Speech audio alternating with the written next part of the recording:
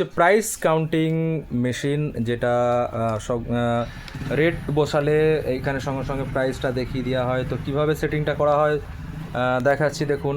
তো এইখানে যে সেট বাটন আছে, সেট বাটনটা সেট টেপার পর এইখানে সেটিং আছে যে আমি এটা 50 কিলো সেটিং, কিলো ওই 50 টাকা কিলো হিসাবে 50,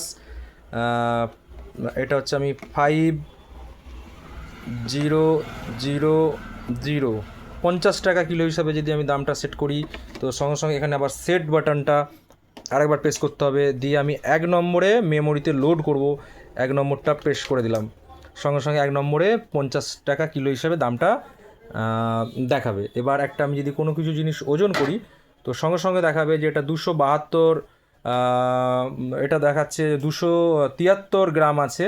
তো 50 টাকা করে কিলো হিসাবে এর দাম পড়ছে 13 টাকা 65 পয়সা। ঠিক এইভাবেই প্রাইস কাউন্টিং মেশিনগুলো রেডি করা হয়। ওকে।